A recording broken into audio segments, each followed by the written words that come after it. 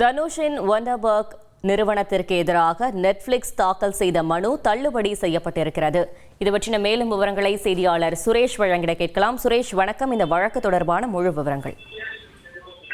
வணக்கம். நடிகை நயன்தாரா திருமண ஆவணப்படத்தில் நானும் ரவுடிதான் அந்த படத்தினுடைய படப்பிடிப்பு காட்சிகளை பயன்படுத்தியதற்கு 10 கோடி ரூபாய் இழப்பீடு வழங்க வேண்டும் என்ற கோரிக்கையுடன் நடிகர் தனுஷின் ஒண்டர்பார் நிறுவனம் சென்னை உயர்நீதிமன்றத்தில் ஒரு உரிமையியல் வழக்கு தாக்கல் செய்திருந்தது. அதாவது நடிகை நயன்தாரா, அவருடைய கணவர் விக்னேஷ் சிவன் மற்றும் நெட்ஃபிளிக்ஸ் ஆகிய நிறுவனங்களுக்கு எதிராக தாக்கல் செய்யப்பட்டிருக்கக்கூடிய இந்த வழக்கை ஆரம்ப கட்டத்திலேயே நிராகரிக்க வேண்டும் என்று நெட்ஃபிளிக்ஸ் தரப்புல உயர்நீதிமன்றத்தில் ஒரு மனு தாக்கல் செய்யப்பட்டிருந்தது.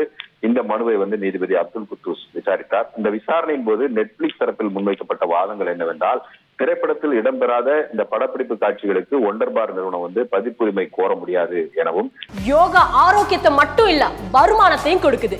இங்க ஒருத்தர் யோகா கிளாஸ் நடத்தி வருஷத்துக்கு 15 லட்சம் ரூபாய் சம்பாதிக்கிறாரு. எப்படின்னு தெரிஞ்சுக்க ஃப்ரீடம் ஆப்பை டவுன்லோட் பண்ணுங்க.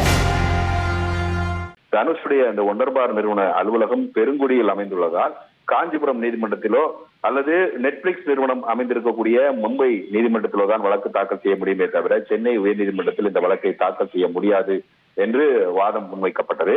அதே போல ஆவணப்படம் வெளியான ஒரு வாரம் கழித்துதான் இந்த தனுஷ் தரப்பில் இந்த வழக்கு தொடரப்பட்டிருக்கிற காரணத்தினால் இந்த வழக்கை ஆரம்ப நிலையிலேயே தள்ளுபடி செய்ய வேண்டும் என்று நெட்ஃபிளிக்ஸ் தரப்பில் வாதங்கள் முன்வைக்கப்பட்டன. இந்த வாதங்களை மறுத்து எதிர்ப்பு தெரிவித்து தனுஷின் ஒண்டர்பார் தரப்பில் முன்வைக்கப்பட்ட வாதம் என்னவென்றால், நானும் ரவுடிதான் படத்தில் பயன்படுத்தப்பட்ட அனைத்து காட்சிகளும், அதாவது அது படப்பிடிப்பு காட்சிகளா இருந்தாலும் அனைத்தும் ஒண்டர்பார் நிறுவனத்துக்கு தான் சொந்தம் என்றும், படத்தின் ஒப்பந்தம் கையெழுத்தான போதே அந்த ஒண்டர்பார் நிறுவனம் சென்னை நகருக்குள் அமைந்திருந்த காரணத்தினால் சென்னை உயர்நீதிமன்றத்திலே இந்த வழக்கை தாக்கல் செய்ய முடியும் என்றும் வாதிடப்பட்டது. இந்த வாதங்களை கேட்ட நீதிபதி ஒண்டர்பார் நிறுவனத்திற்கு எதிராக தாக்கல் செய்த அந்த வழக்கை நிராகரிக்க வேண்டும் என்ற நெட்ஃபிளிக்ஸ் நிறுவனத்தினுடைய மனுவை தள்ளுபடி செய்து உத்தரவிட்டிருக்கிறார். அதே போல ஒண்டர்பார் நிறுவனம் தரப்பில் தாக்கல் செய்யப்பட்ட அந்த பிரதான உரிமையியல் வழக்கை பிப்ரவரி 5ஆம் தேதி விசாரணைக்கு பட்டியலிடும்படி பதிவுத்துறைக்கு நீதிபதி உத்தரவிட்டிருக்கிறார். தகவல்களுக்கு நன்றி சுரேஷ்.